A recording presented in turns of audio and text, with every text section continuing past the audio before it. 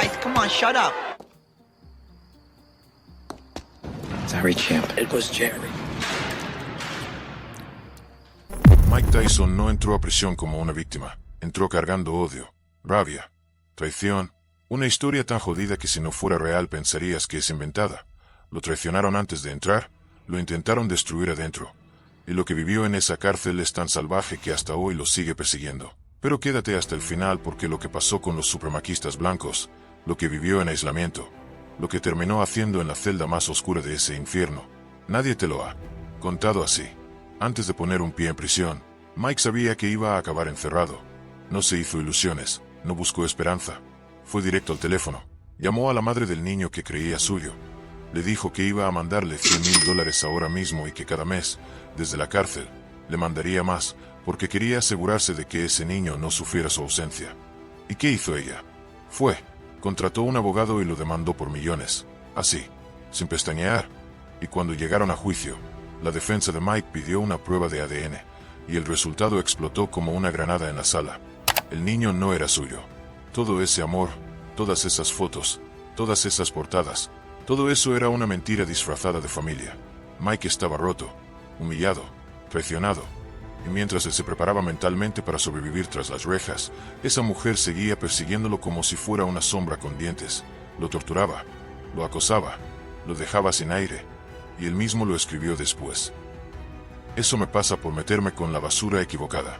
Lo sentencian, lo encierran, lo mandan al Centro Correccional de Jóvenes de Indiana, un lugar que en los 60 fue diseñado para niños ricos y blanditos, pero que en los 90 era una trampa mortal con sobrepoblación, repleta de adultos condenados por crímenes graves, asesinos, violadores, psicópatas, más de 1,500 internos, más del 95% blancos, y a Mike lo mandan directo al módulo M, uno de los más nuevos, pero también uno de los más peligrosos, con habitaciones cerradas por puertas reforzadas, sin barrotes, solo con una ventanita que apenas dejaba pasar el alma. Y ahí, en ese ambiente cargado, denso, sin escape, Mike no era una leyenda, no era campeón del mundo, era simplemente carne nueva, carne negra, carne famosa, carne para cazar, y él lo sabía. Por eso entró con la mandíbula apretada, con los puños listos, con el alma blindada, esperando el primer roce, la primera mirada equivocada, la primera palabra que le diera permiso para explotar. Él quería guerra, quería demostrar que podía ser más salvaje que todos los locos de esa prisión juntos. Y no tardó en llegar. Un interno le grita por el pasillo: Tyson, eres un saltador de árboles. Y Mike pensó que era un piropo, algo físico, algo atlético. Pero no. Otro preso se le acerca y le dice la verdad. Eso es una forma racista de llamar a los violadores. Y en ese instante Mike sintió como si le hubieran clavado algo en el pecho. Porque eso no era una provocación. Era un disparo verbal, un intento claro de arrastrarlo al infierno de los conflictos raciales dentro de la cárcel. Y mientras todo eso pasaba dentro, afuera el juicio seguía vivo. La prensa ardía. Las encuestas mostraban que miles de personas no creían en la condena. Ni siquiera muchas mujeres, y en la comunidad afroamericana la mayoría estaba convencida de que Mike no había tenido un juicio justo. Incluso hubo miembros de jurado que dijeron que varios jurados negros rechazaron participar por miedo a represalias. El sistema estaba podrido y Mike era la carnada perfecta. Cada día llamaba a Don King, su promotor, y Don le decía que estaba haciendo todo lo posible para sacarlo, que no se rindiera. Pero 6 días después de ser encerrado, un juez le negó la apelación y ahí, Mike se quebró, dejó de comer, solo tomaba líquidos, el estrés lo estaba matando. Su cuerpo resistía pero su cabeza estaba empezando a desmoronarse. Y como si todo eso no fuera suficiente, comenzaron los problemas reales. Problemas físicos, disciplinarios, problemas que casi lo llevan a perder años adicionales de libertad. Lo sancionaron por firmar autógrafos, discutía con los guardias, se enfrentaba con otros presos, no confiaba en nadie, no hablaba con nadie, no dormía, no vivía. Y un día todo explotó. Se peleó con un preso llamado Bob. Al principio fue una broma, pero Mike le metió un golpe tan bestial que le dejó un chichón gigante. Por suerte Bob no lo delató, porque si lo hacía, a Mike le metían meses extra sin dudarlo. La violencia no se detenía. Era constante. Brutal. En esa cárcel la gente era apuñalada por un cigarro. Se prendían fuego celdas enteras. Los guardias eran atacados con objetos fabricados con pedazos de metal, plástico, madera, cualquier cosa que pudiera perforar la piel. Y muchos internos ya no tenían nada que perder. Estaban cumpliendo décadas, algunos cadenas perpetuas.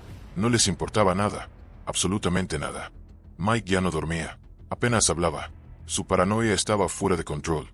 Pensaba que en cualquier momento alguien le iba a poner droga en la celda, que un guardia racista lo iba a provocar, que un preso iba a intentar marcarlo. Sabía que cualquier error podía costarle años extra o directamente la vida. Por eso prefería no salir. Se quedaba en su celda, encerrado, vigilante, aislado.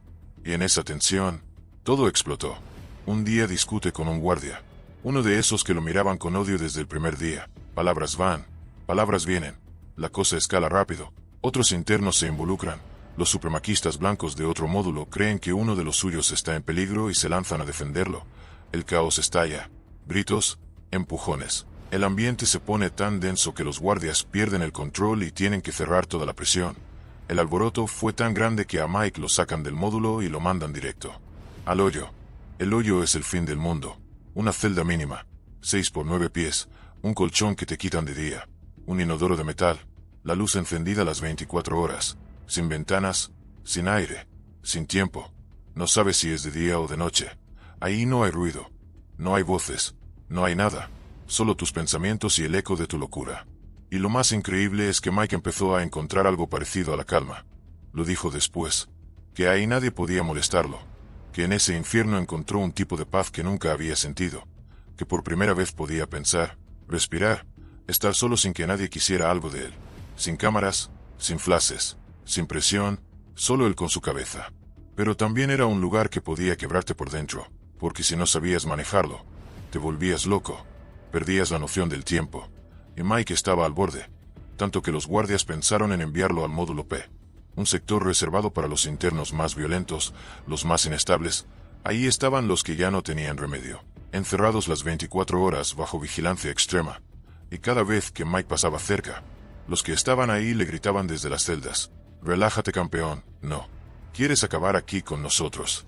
Fue ahí cuando Mike empezó a cambiar, a ver las cosas con otros ojos. Después de meses de castigos, enfrentamientos, sanciones, se dio cuenta de que tenía dos opciones: seguir siendo el animal rabioso que todos esperaban, o sobrevivir, adaptarse, pensar, jugar el juego del sistema y salir con la cabeza en alto.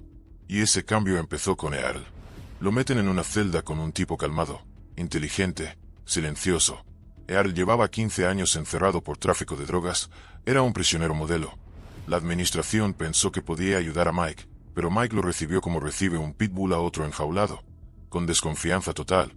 La primera noche se sienta con un lápiz en la mano, lo apunta y le dice: «Si tocas mis cosas, te mato. No voy a limpiar nada. No me hables, no falte ni un centavo, ni un jabón». Y Earl sin alterarse le responde: «Tranquilo, hermano, yo no soy tu enemigo. Si sigues así te vas a enterrar solo. Yo estoy aquí para ayudarte. Déjame enseñarte cómo moverte y todo será más fácil». Con el tiempo, Earl se convirtió en un mentor. Caminaban por el módulo y le daba consejos, le señalaba a qué presos evitar, con qué guardias no hablar. Le decía: «Si ves algo, no lo viste. Si ves a alguien apuñalando, sigue caminando. Si ves a dos tipos en algo íntimo, no comentes, porque esa es su pareja. Como en la calle, aquí el respeto es la ley. Si lo pierdes, te entierran vivo». Al principio a Mike le costaba. No entendía esas reglas, le parecía un mundo absurdo, un universo paralelo sin lógica, pero poco a poco entendió que ahí adentro todo era diferente, que no podía aplicar las reglas del mundo real en la cárcel, que ese lugar tenía su propio idioma, su propio código, su propio infierno. Y lo más fuerte fue cuando empezó a ver humanidad en quienes odiaba, incluso en los guardias, incluso en los racistas. Cuando le hablaban de sus familias, de sus hijos, de sus pérdidas, Mike empezó a entender que, de alguna forma, todos estaban atrapados ahí adentro. Todos eran prisioneros, unos con uniforme, otros sin él, pero todos jodidos. Hasta que llegó Book, un interno viejo, con más de 15 años cumplidos, respetado, silencioso, que un día le dice a Mike: «Tú recibes muchas cartas, pero no sabes leerlas bien». Y Mike se ríe. «¿De qué hablas? Yo sé leer». Y Book le dice: «No hablo de leer palabras, hablo de leer intenciones». Le enseña cómo interpretar los mensajes ocultos, las señales que mandan desde afuera, cómo saber cuando alguien realmente quiere ayudarlo. Le muestra una carta y le dice: «Mira a esta mujer, dice, si necesitas algo, avísame». Eso significa que quiere ayudarte en serio. Solo tienes que pedirlo. Y en otra lee: me encantaría conocerte y cultivar una relación como seres humanos. Eso es una invitación directa. Una propuesta de apoyo. Solo que nadie se atreve a decirlo claro. Mike escucha. Aprende. Empieza a responder esas cartas. Y pronto empieza a recibir dinero. Joyas. Apoyo desde todos lados. Y no era por lástima. Era porque la gente quería ver a ese hombre roto levantarse otra vez. Mike ya no era el mismo. El tipo que entró con la mandíbula apretada y hambre de violencia ahora se movía con otra energía. Ya no quería guerra. Ahora quería salir vivo. Intacto. Entero. Había aprendido a sobrevivir sin levantar los puños. A leer miradas. A esquivar conflictos. A mantener el respeto sin tener que imponerlo a golpes. Pero justo cuando empezaba a encontrar algo parecido a la calma, el sistema decidió meterle más fuego al infierno. Apareció un nuevo guardia. Joven. Blanco. Con cara de tipo limpio, pero con veneno en la mirada.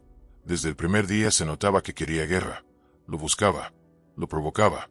Le hablaba con tono burlón. Lo empujaba con el cuerpo. Le decía cosas por lo bajo como si fuera cualquier preso más. Y Mike apretaba los dientes. Respiraba. Miraba a Earl como diciendo: no voy a caer. Pero se le notaba en la cara que estaba al borde. Hasta que un día explotó. Una discusión rápida. Una palabra de más. Un empujón directo. Y Mike responde. Lo empuja de vuelta. Lo agarra del cuello. El guardia grita. Suelta el valque. Otros internos ven el caos y saltan. Los supremaquistas blancos de otro módulo creen que uno de los suyos está en peligro y se lanzan. Los negros reaccionan también. En segundos todo el módulo es un campo de guerra. Gritos, golpes, sillas volando, platos, sangre. Los guardias suenan alarmas. Se bloquean las puertas. Llegan refuerzos. A Mike lo agarran entre varios. Lo tiran al piso. Lo esposan. Lo arrastran mientras él grita que no empezó nada. Que fue defensa propia. Que se cansó de aguantar. Pero a ellos no les importa. Lo llevan al hoyo otra vez. Y ahí lo dejan más días que la vez anterior. Y esta vez ni colchón tenía. Solo un pedazo de cemento donde el frío te cala los huesos. Y la luz encendida las 24 horas como una tortura diseñada para borrar tu mente. Ahí dentro pensó en todo. Pensó en su infancia. En su mamá. En Cus de Amato. En sus títulos. En sus errores. En la traición. En el hijo que no era suyo. En los millones que se fueron. En todo lo que había perdido. Pero también pensó en lo que todavía podía salvar. Y ese pensamiento fue la chispa que lo mantuvo vivo. Cuando salió del hoyo, algo en sus ojos ya era distinto. Más vacío. Pero también más sabio. Empezó a caminar con calma. A evitar conflictos. A concentrarse en leer. En escribir. En contestar cartas. En escuchar. Ya no respondía a insultos. Ya no levantaba la voz. Hablaba solo lo necesario. Y eso empezó a llamar la atención. Muchos presos lo respetaban, pero ahora también lo empezaban a mirar con algo parecido a la admiración, porque sabían lo difícil que era hacer lo que Mike estaba haciendo. Controlar el demonio cuando todo a tu alrededor te pide que lo sueltes. Y si has llegado hasta aquí, si esta historia te está volando la cabeza, este es el momento de apoyarla. Dale like al video, suscríbete al canal, y déjame en los comentarios, ¿tú habrías podido sobrevivir a todo esto sin perder la cabeza? Porque lo que viene esta última parte es lo más bestia de todo. Te voy a contar cómo Mike llegó al punto más oscuro, donde su vida ya no valía nada. Y cómo, contra todo pronóstico, salió del infierno siendo otra persona. Porque cuando Mike salió del hoyo por segunda vez, algo en su mirada ya no era humano. Ya no quedaba fuego, solo una especie de vacío frío. Un silencio que daba más miedo que cualquier grito.